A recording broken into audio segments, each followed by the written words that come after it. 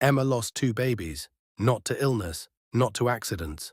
Her husband beat her until she miscarried, twice. His family knew. They called it marriage problems.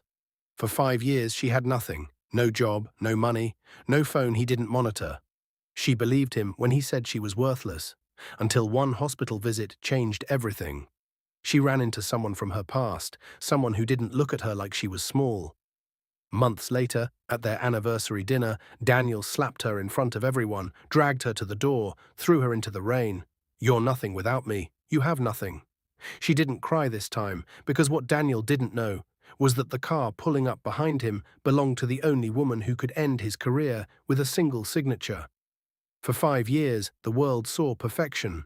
Daniel Carter had the corner office, the tailored suits, the family name that opened doors before he walked through them. His wife, Emma, had the smile that made strangers stop her in grocery stores. "You two are so lucky," they'd say. "A marriage like that is rare." They were right about one thing. It was rare. What they didn't see happened behind closed doors. The corrections, the lessons. The way he'd grab her wrist when she spoke too loudly at restaurants. The way he'd lock the bedroom door when she embarrassed him in front of colleagues. "I'm helping you," he'd say after. "No one else would put up with you." She believed him. For 4 years, she had nothing. No job, no bank account, no phone that wasn't monitored, no friends he hadn't driven away with comments about their bad influence. Year 2, she lost the first baby. He'd shoved her during an argument about dinner. She hit the corner of the kitchen counter. 3 hours later, she was in the emergency room bleeding. "Stress," the doctor said, looking at Daniel like he was a concerned husband. Daniel nodded, held her hand in the hospital room, cried the right amount. At home, he told her it was her fault for starting fights. Year 4, she lost the second baby. He'd slammed her against the wall because she'd questioned why he came home at 3 a.m. smelling like perfume. This time, she went to the hospital alone. He was busy with work. She sat in the waiting room, hollow. The bleeding had stopped, but something else had broken. She couldn't name it yet. She just knew she was tired. That's when she saw her, a woman in expensive clothes, walking through the hospital corridor with the confidence of someone who owned things, not just objects, time, space, outcomes. The woman stopped, stared. "Emma." Emma looked up. The face was familiar, but she couldn't place it through the fog. "It's me, Sarah Chen. We were roommates at State." The fog lifted. Sarah Chen, the girl who'd stayed up all night helping her study for organic chemistry. The one who'd held her hair back at bad parties, the one who'd cried with her when her mother died. That was 7 years ago, before Daniel. Emma forced a smile, the kind she'd practiced in mirrors. "Oh my God, Sarah." "Hi." Sarah's eyes moved across Emma's face. The smile didn't reach them. "What are you doing here?" Sarah asked. "Just a checkup," Emma lied. She pulled her sleeves down over her wrists. "You?" "Annual physical, boring executive stuff." Sarah sat down without asking. "It's been forever. How are you?" "Good. Great, actually. Married now." "I heard. Daniel Carter, right? VP at Meridian." Emma's chest tightened. "You know him?" Sarah's expression didn't change. "I know of him." "How long has it been?" 5 years next month." "Wow. That's amazing." Emma stood too quickly. "I should go. It was good seeing you." "Wait." Sarah pulled out her phone. "Let me get your number. We should catch up properly." "I don't really." "Please." Sarah's voice was gentle, but there was steel underneath. "I've missed you." Emma's hands shook as she typed her number into Sarah's phone. She knew Daniel would be furious if he found out. He'd ask questions. Who was she? Why did Emma give out her number without asking him first? What did they talk about? But saying no would raise more questions. Sarah smiled, saved the contact. "I'll text you. We'll get coffee." Emma nodded and left before Sarah could see her cry. Sarah watched her go. Something was very, very wrong. 3 weeks passed. Sarah texted. Emma didn't respond. Sarah called. Emma let it go to voicemail. Sarah tried again. "Hey, it's me. I know you're busy, but I'd really love to see you." "No pressure, just coffee." "Please?" Emma listened to the voicemail while Daniel was at work. She wanted to respond. God, she wanted to. But Daniel checked her phone every night. He'd see Sarah's name. He'd want to know everything. And then there'd be another correction. Sarah didn't stop. Every few days, a new message. Nothing desperate, just consistent. Thinking about you. Hope you're okay. I'm here if you need anything. The messages were landmines. Each one made Emma's chest ache with something she'd forgotten. Hope, maybe. Or just the memory of what it felt like to have someone care. 6 weeks after the hospital, Daniel left for a conference, 3 days in Chicago. Emma sat alone in the house that wasn't hers and called Sarah back. Sarah answered on the first ring. Emma's voice cracked. Can we meet? They met at a coffee shop 2 towns over. Somewhere Daniel would never go. Somewhere Emma could breathe. Sarah was already there when Emma arrived. She looked the same, confident, put together, like the world bent around her instead of the other way around. Emma sat down, hands folded in her lap. I'm sorry I didn't respond sooner, Emma said. Things have been busy. Sarah studied her. You're scared. Emma's throat closed. I'm fine. Emma. I said I'm fine. Sarah leaned forward. What happened to you? Nothing. I'm married. I'm happy. The words caught. She tried again. I just wanted to see you. Then why do you look like you're about to run? Emma stood. This was a mistake. Sarah grabbed her wrist gently. Emma flinched. Sarah let go immediately. Her face went cold. Show me. Sarah, show me your wrists. Emma's eyes filled with tears. She pulled her sleeves up slowly. The bruises were yellow now, fading, but still visible. 5 fingers. His fingers. Sarah's jaw tightened. How long? It's not what you think. How long, Emma? Emma sat back down. The dam broke. 5 years of silence poured out in the middle of a coffee shop 2 towns over. The corrections, the isolation, the way he controlled the money, the phone, the car. The miscarriages, both of them. The way he'd blamed her for everything. Sarah listened without interrupting. When Emma finally stopped, Sarah asked one question. What's his full name? Daniel Marcus Carter. Why? Sarah's expression didn't change, but something shifted behind her eyes. He works at Meridian Capital, right? Emma nodded. What's his position? Senior Vice President, Corporate Strategy. Sarah, why? Sarah reached across the table and took Emma's hand. Not her wrist, her hand. I need to tell you something, Sarah said quietly, and I need you to trust me. Emma's heart pounded. What? I own Meridian Capital. The coffee shop went silent, or maybe it was just Emma's ears. What? I bought it 4 years ago, took it private. I'm the CEO and sole owner. Daniel Carter works for me. Emma pulled her hand back. That's not possible. He would have said, he doesn't know. I don't interact with VPs. I have people for that. But I've seen his name on reports. I know his face from company events. Emma stared at her. Why are you telling me this? Sarah's voice was steady. Calm, the kind of calm that came before earthquakes. Because you're not going back there alone. Not anymore. I don't have anywhere else to go. Yes, you do. You're coming home with me tonight. Sarah, I can't just... He's in Chicago until Friday. That gives us 3 days to get you safe, to get you a lawyer, to make sure he can never touch you again. He'll find me. He always... Emma. Sarah's grip tightened. Do you trust me? Emma looked at her old friend, the girl who'd stayed when everyone else left, the woman who'd found her broken in a hospital and refused to let go. Yes. Then let's go. Emma stayed in Sarah's penthouse for 3 days. It had floor-to-ceiling windows overlooking the city, a guest room bigger than the house Daniel kept her in, silence that wasn't suffocating. Sarah brought her tea, gave her space, didn't push.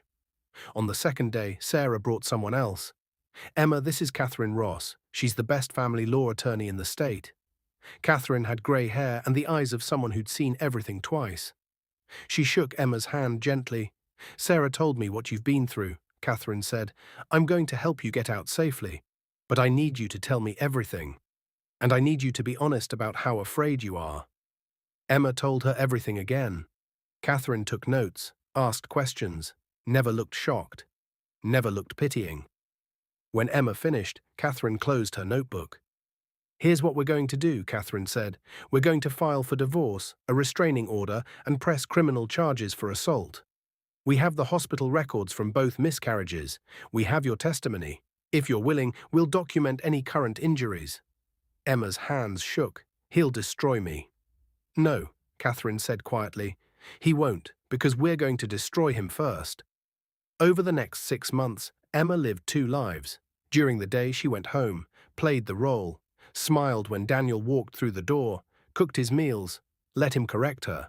But now she had a secret phone. She recorded conversations, took photos of bruises, saved threatening texts he sent when she was too slow to respond. At night, after he fell asleep, she'd slip into the bathroom and send everything to Catherine. Evidence, ammunition, proof. Sarah worked from her end. She pulled Daniel's HR file, found the expense reports where he'd charged hotel rooms he claimed were for client meetings, found the emails to his assistant that crossed every line in the company handbook. She found the woman he was sleeping with, a junior analyst named Rebecca, 24 years old, terrified she'd lose her job if anyone found out. Sarah didn't fire her, she documented it instead. By month 4, they had enough. Catherine told Emma, "We could file now, but if you want him to lose everything, not just you, we wait for him to make one more mistake." Emma waited. She played the perfect wife. And Daniel, confident in his control, got sloppy. It was their 5th anniversary. Daniel decided they'd celebrate with his family, his parents, his brother, his sister, at their estate. The house where Emma had first met them 5 years ago, where his mother had told her, "You're lucky to have Daniel, he's going to take care of you." Emma wore the dress Daniel picked out. Navy blue, conservative, the kind of dress that said, "I know my place." She sat at the dinner table between Daniel's mother and his sister.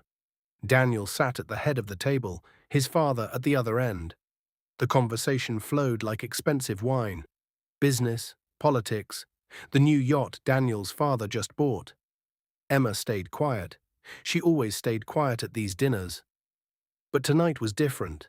Daniel was drinking more than usual, his 3rd glass of scotch before dinner even ended. His voice getting louder, his jokes getting meaner. He told a story about work, about how he'd fired someone for incompetence. Everyone laughed. Emma felt the secret phone in her pocket, recording.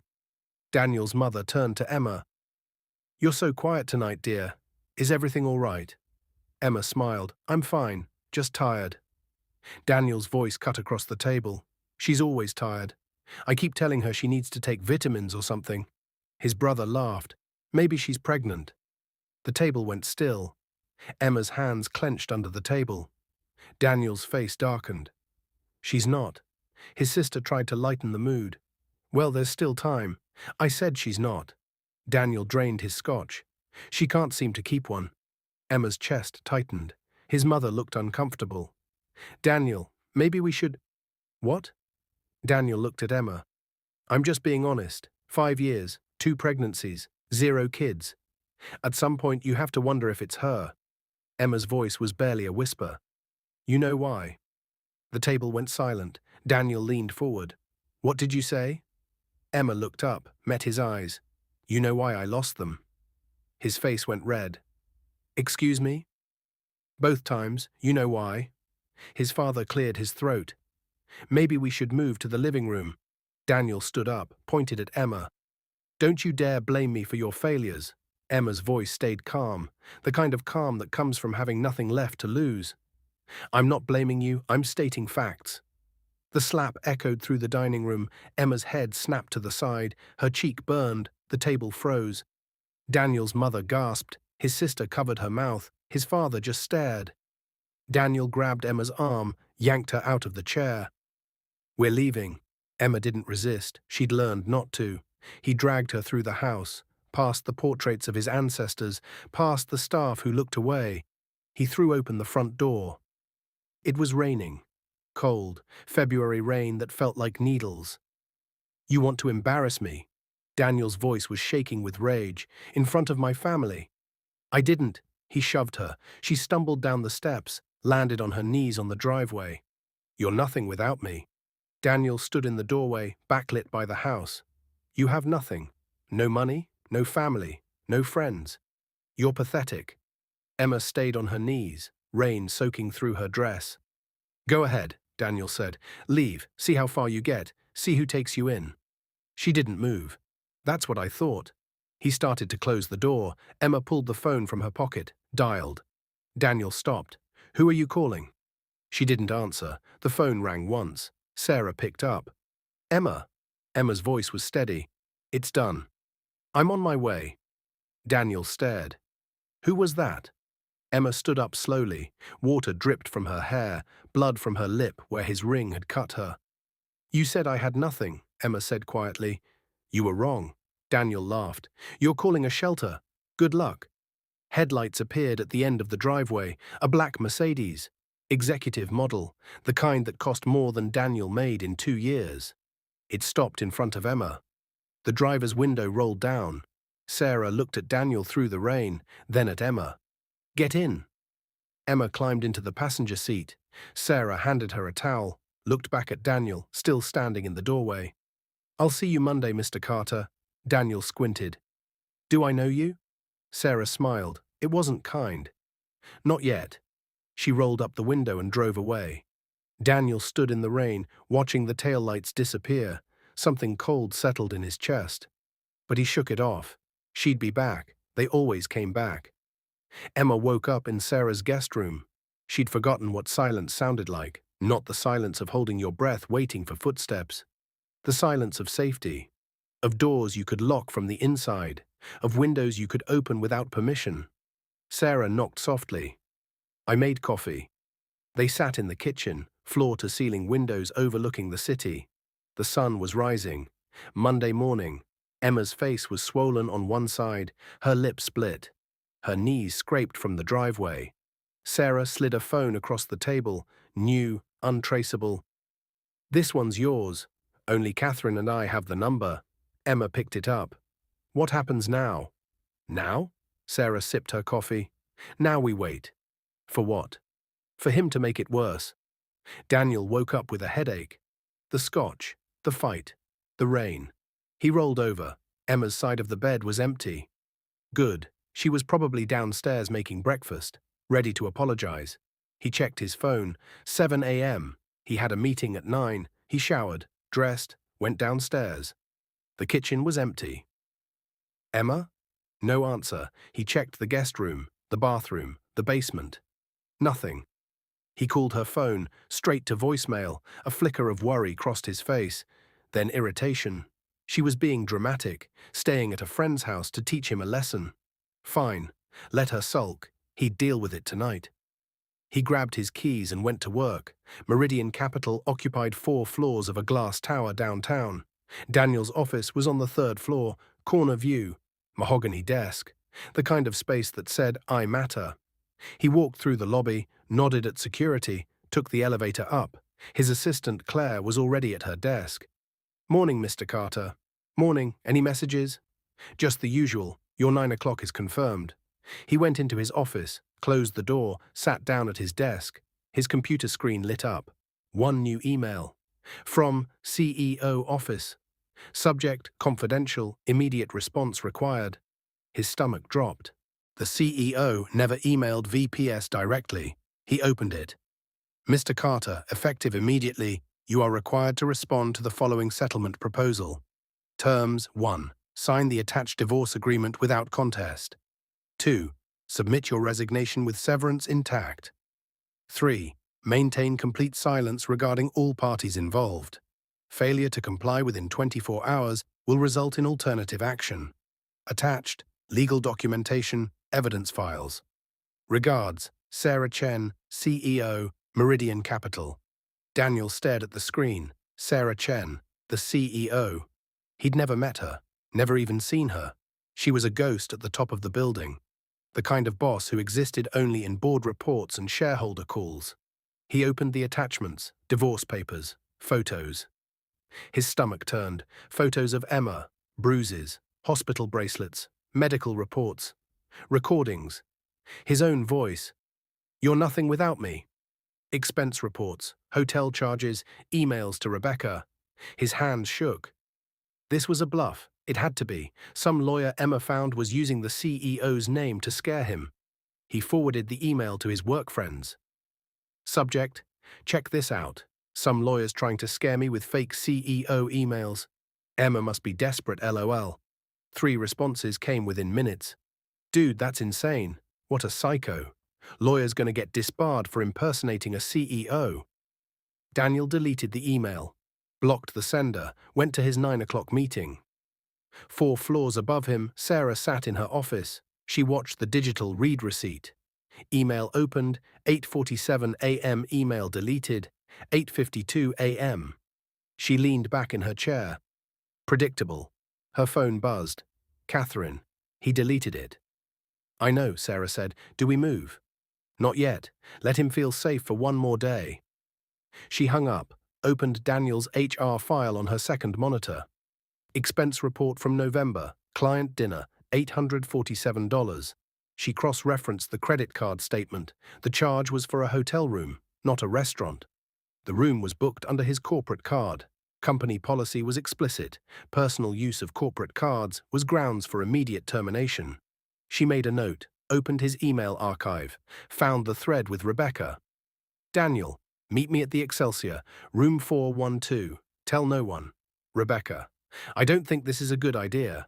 Daniel, you want to keep your job? Sarah's jaw tightened. She made another note. Opened his performance reviews. 3 complaints from subordinates in the last 2 years. All women. All about inappropriate comments or uncomfortable situations. HR had dismissed them as personality conflicts. Sarah made a third note. By noon, she had 17 policy violations documented. Any one of them would justify termination. All of them together? Career suicide. She saved the file, sent it to legal with a single instruction. Prepare termination paperwork, non-appealable. Daniel went to lunch with his buddies. They sat at the steakhouse across the street. The one with the good scotch and the waitresses who laughed at bad jokes. So what's the deal with your wife? Mark asked. He was in finance, always had gossip. Daniel shrugged. She's being emotional. Stayed at a friend's place last night to make a point. What did you fight about? She embarrassed me at my parents' place. I had to set her straight. Set her straight? Jake laughed. He was in operations, divorced twice. Dude, that's a dangerous phrase in 2026. Please, she knows I'm just trying to help her. She's too sensitive sometimes. So she's coming back. Of course, she's got nowhere else to go. They ordered steaks. Daniel charged it to his corporate card. Client meeting, he'd call it. His phone buzzed. Unknown number. He ignored it. It buzzed again. He looked. A text. Last chance. Sign the papers. He blocked the number. Everything good? Mark asked. Yeah, just spam. They ate, drank, laughed about the crazy wives they'd all dealt with. Daniel felt better. By the time he got back to the office, he'd forgotten the email entirely. That night, Daniel went home to an empty house. He called Emma's phone again, straight to voicemail. He texted her parents. They didn't respond. He tried her sister, blocked. A thread of panic started to wind around his chest. But no, she was just being dramatic. She'd run out of money in a day or 2. She'd come crawling back. He opened a beer, turned on the TV. His phone lit up, social media, his feed. He scrolled, stopped. Rebecca had posted a photo. Her and some friends at a bar. The caption, New Beginnings. He stared at it. She looked happy, too happy. He opened their message thread, typed, "We need to talk." The message didn't deliver. He tried calling, blocked. His chest tightened. He opened his laptop, logged into his work email, searched for her name. Rebecca Torres, status inactive. He blinked. Inactive? He called Claire. Hey, do you know what happened to Rebecca Torres? Claire hesitated. I heard she was let go today. Let go? Why? I don't know. HR didn't say. Daniel hung up. His hands were shaking now. Something was wrong. He opened the blocked emails folder, found the message from Sarah Chen, read it again. The recordings, the photos, the expense reports. His stomach turned. He grabbed his laptop, started deleting emails, every message to Rebecca, every questionable expense report. every thread that could be used against him. He worked for 3 hours. By midnight, his inbox was clean. He closed the laptop, sat in the dark. Outside, the rain started again. Tuesday morning, Daniel arrived at work early. He hadn't slept. His suit was wrinkled, his tie crooked. He took the elevator to the 3rd floor, started to get off. Security was waiting. "Mr. Carter, you're expected on the executive floor." Daniel's stomach dropped. "I know, I'm just going to my office first." "No, sir, you're expected now." The security guard pressed the button for the penthouse level. The doors closed. Daniel watched the numbers climb. 4th floor, 5th, 6th. He'd never been above the 3rd floor. The elevator opened. The executive floor was silent. Marble floors, art that cost more than his salary. Floor-to-ceiling windows overlooking the entire city. A woman in a sharp suit stood waiting. "Mr. Carter, follow me." She led him down a long corridor, past offices with names he recognized from quarterly reports. CFO, COO, General Counsel. At the end of the hall, double doors. Mahogany, a brass plate. Sarah Chen, CEO. The woman opened the doors. Daniel stepped inside. The office was massive, corner view, the kind of space that made his 3rd floor office look like a closet. And sitting in a chair by the window was Emma. Daniel froze. She looked different. Clean clothes, hair brushed. The bruises on her face were still visible, but she sat up straight. Met his eyes. Behind the desk, Sarah Chen stood up. Daniel recognized her now, the woman from the driveway, the face from the Forbes article. "Mr. Carter, please sit." Daniel didn't move. "What is this?" "This is a conversation. Sit down." He sat. Sarah walked around the desk, stood between him and Emma. "You don't know me," Sarah said quietly, "but I know you. I've known Emma since we were 7 years old. We grew up 3 houses apart. I was at her mother's funeral. She was my maid of honor at my sister's wedding." Daniel's throat tightened. "When she disappeared 5 years ago, I thought she'd just moved on, made new friends, built a new life." Sarah's voice was calm, too calm. "But 2 months ago, I found her in a hospital, alone, bleeding, after losing her 2nd child. The room was silent except for the hum of the air conditioning. She told me what you did, all of it. The corrections, the control, the violence disguised as love." Daniel found his voice. "This is none of your business. You made it my business when you put your hands on my friend." Sarah picked up a folder from her desk, opened it. "But let's talk about what is my business. You, your employment, your conduct." She pulled out a paper. "November 2025. You charged $847 to your corporate card. You claimed it was a client dinner at Morton's Steakhouse." She slid a receipt across the desk. "Hotel room, Excelsior, downtown." "That's a fireable offense, Mr. Carter, misuse of company funds." She pulled out another paper. "December 2025. You sent 47 emails to Rebecca Torres, a junior analyst, using company servers. 15 of those emails contained sexually explicit content. 3 contained direct threats regarding her employment." She slid printouts across the desk. Daniel's hands shook. "I deleted those." "You deleted them from your inbox. IT keeps backups for 7 years.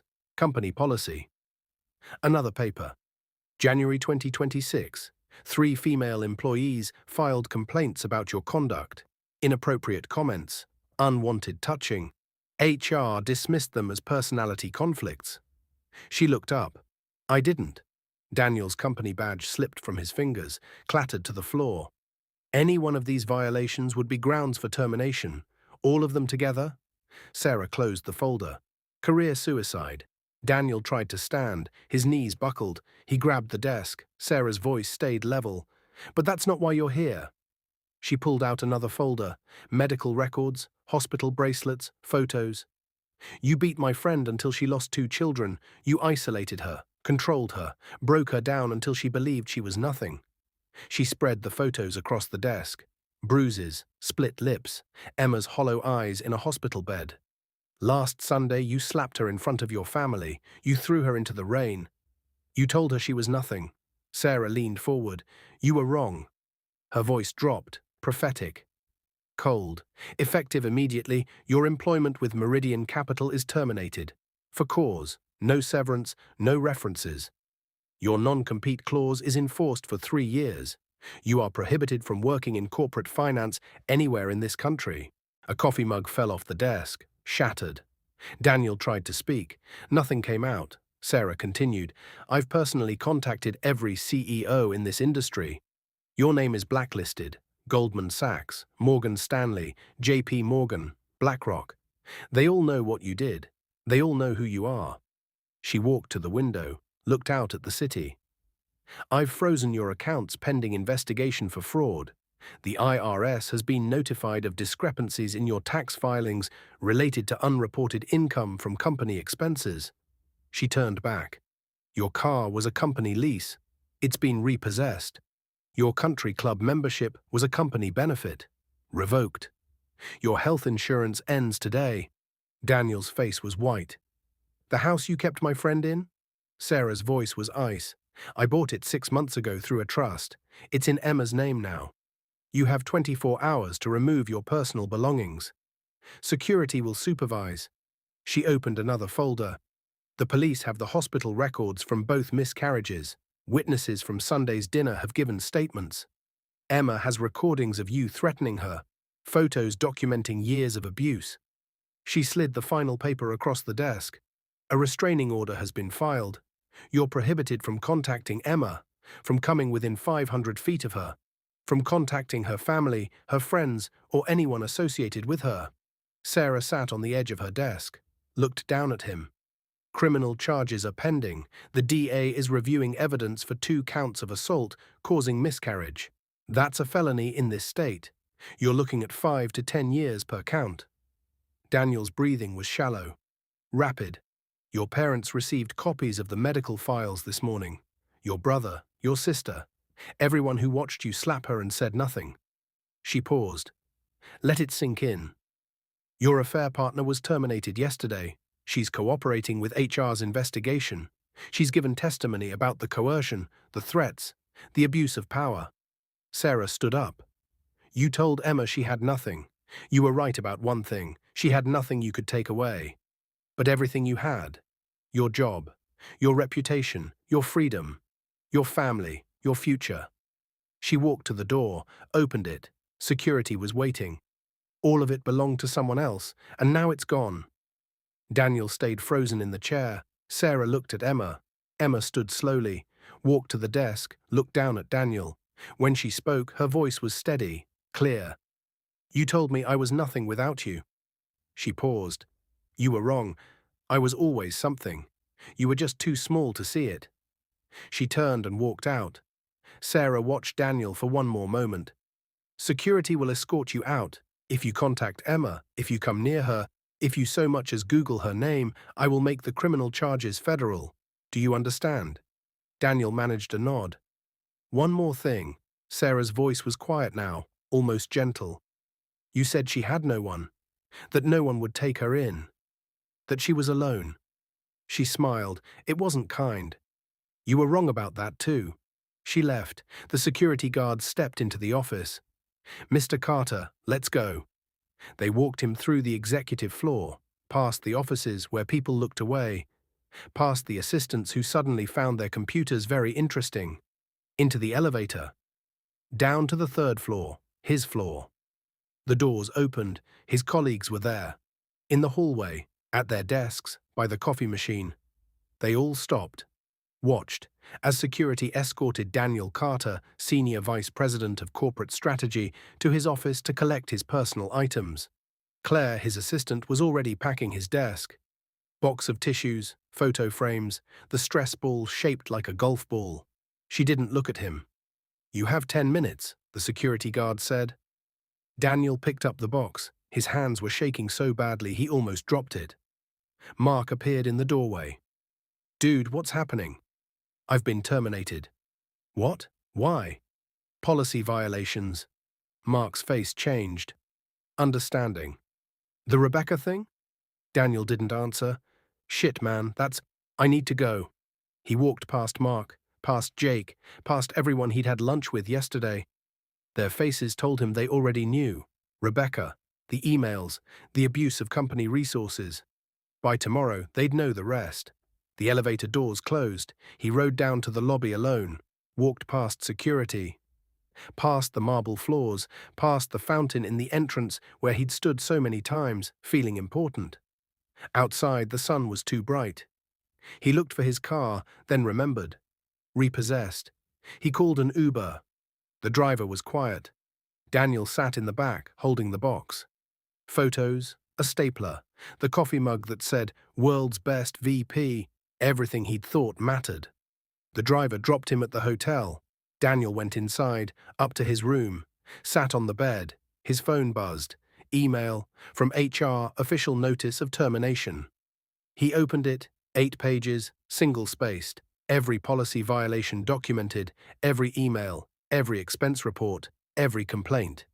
At the bottom, a signature, Margaret Torres, Director of Human Resources, approved by Sarah Chen, CEO, another email. From his bank. Account frozen, pending investigation. Another, from his credit card company. Account suspended, unauthorized charges, reported another.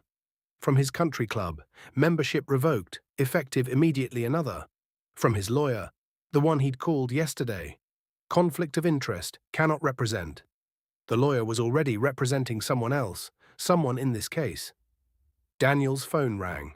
His father. He stared at it. Let it ring. Voicemail. He listened. His father's voice was cold. "Your mother and I received some very disturbing information today. Medical records, photos. We'd like an explanation. Call me back." The voicemail ended. Daniel didn't call back. His phone buzzed. Text from his brother. "What the fuck did you do?" Another text, from his sister. "Mom is crying. Dad won't talk to anyone. What's going on?" Another text, from Mark. "Dude, people are saying you beat your wife. Tell me that's not true." Daniel turned off his phone. He sat in the hotel room for 3 hours, then went to the house. His house. Except it wasn't. Sarah had bought it. Put it in Emma's name. He had 24 hours to get his things. A security guard was waiting in the driveway, company uniform, clipboard. "Mr. Carter, you have 1 hour. Take only personal items. Clothes, toiletries, personal effects, everything else stays." Daniel walked inside. The house was exactly as he'd left it, but it felt different, foreign. He went upstairs, started packing, clothes, shoes, his laptop. He opened the closet. Emma's side was empty. She'd already taken her things. Or Sarah had moved them. He found a box in the garage, started loading it. Photo albums, his watch collection, his golf clubs. The security guard watched, made notes. "That's company property," the guard said, pointing to the laptop. "What?" "Company-issued laptop. It stays." Daniel set it down. He finished packing. 3 boxes. 5 years of marriage fit into 3 boxes. He loaded them into the Uber. The driver looked at him. "Moving?" "Something like that." They drove to a storage unit on the edge of town. Daniel paid for a month, put the boxes inside, then went back to the hotel. That night he Googled himself. The first result was a LinkedIn post.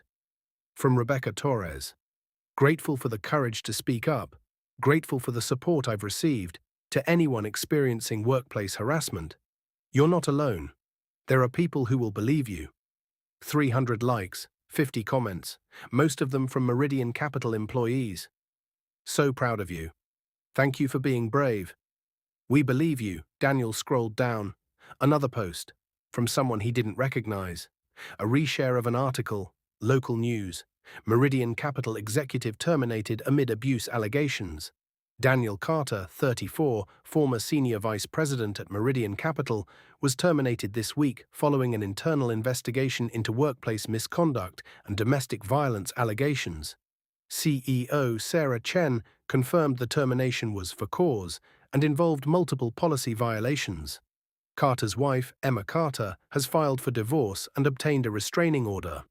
Court documents allege a pattern of physical and emotional abuse spanning 5 years, including 2 miscarriages allegedly caused by assault. Daniel closed the laptop. His career was over. His marriage was over. His family wasn't speaking to him. His friends weren't answering. His accounts were frozen. His reputation was destroyed. And somewhere in the city, in a penthouse with floor-to-ceiling windows, Emma was safe. 3 months later, Emma stood in front of a mirror. The bruises were gone. The split lip healed. The scars on her wrists had faded to thin white lines. She looked different, stronger, like someone who'd walked through fire and come out the other side. Behind her, Sarah appeared in the doorway. "You ready?" "Almost." Today was the first day of the foundation, the Emma Carter Foundation for Domestic Violence Survivors. Sarah had helped her set it up, funded it, found the office space, hired the staff. Emma was the director. They'd help women like her, women with nowhere to go, women who'd been told they were nothing. They'd give them phones, lawyers, safe houses, a way out. "Nervous?" Sarah asked. "Terrified." "Good, that means it matters." They drove to the office together, a small building in a quiet neighborhood. Big windows, a sign out front with the foundation's name. Inside, 5 staff members were waiting, social workers, attorneys, a therapist. And sitting in the waiting room was the first client, a woman in her 30s, bruises poorly hidden with makeup, holding a baby. Emma sat down next to her. "Hi, I'm Emma." The woman looked up, eyes red. "I don't know if I should be here." "That's okay. You don't have to know yet. You just have to be here." "I don't have anywhere else to go." Emma took her hand, gently. "Now you do." Across the city, in a cramped efficiency apartment above a laundromat, Daniel woke up to his alarm.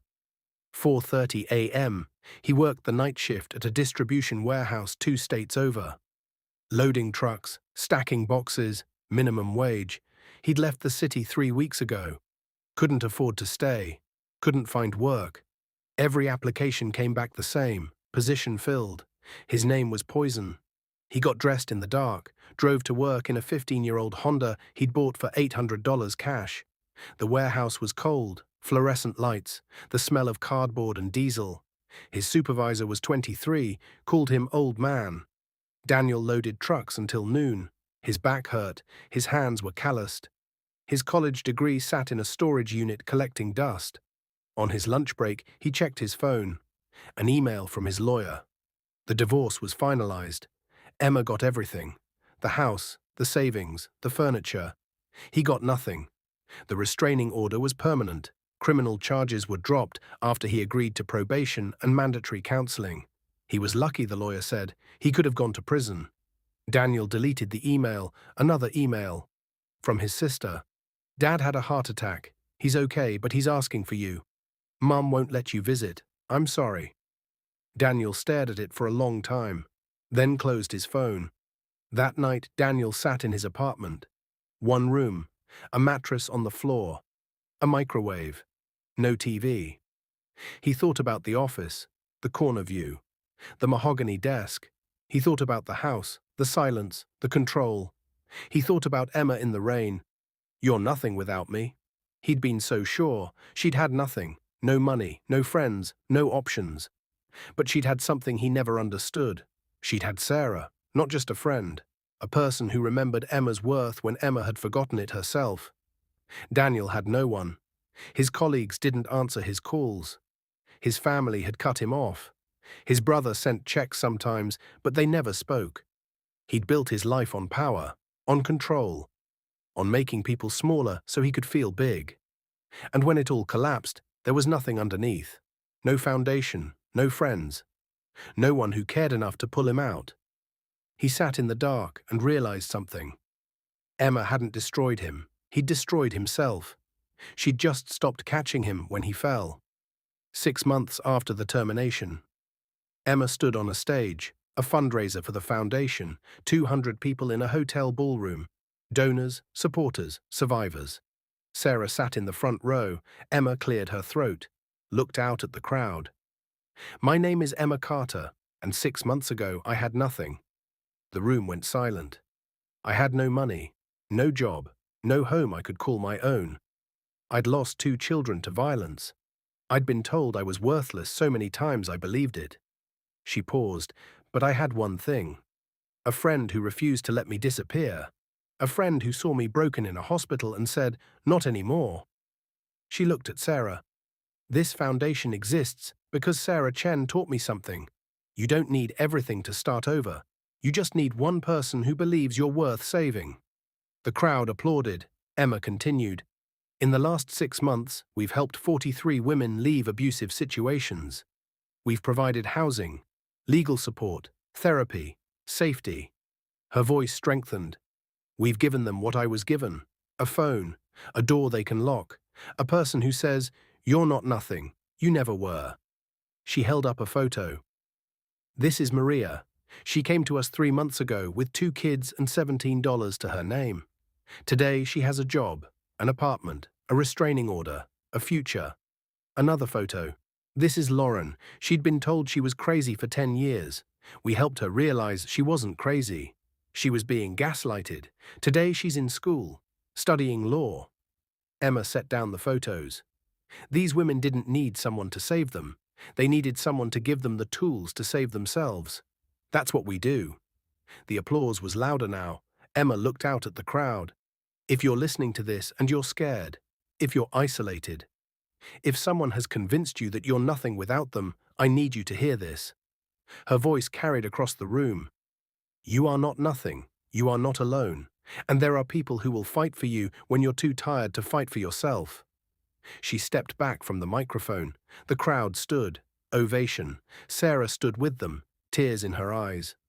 Later that night, Sarah and Emma sat on the balcony of Sarah's penthouse. The city stretched out below them, lights like stars. You did good tonight, Sarah said. I was terrified. I know. That's how I knew you'd be amazing. They sat in comfortable silence.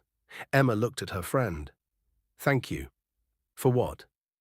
For not letting go. Sarah smiled. You would have done the same for me.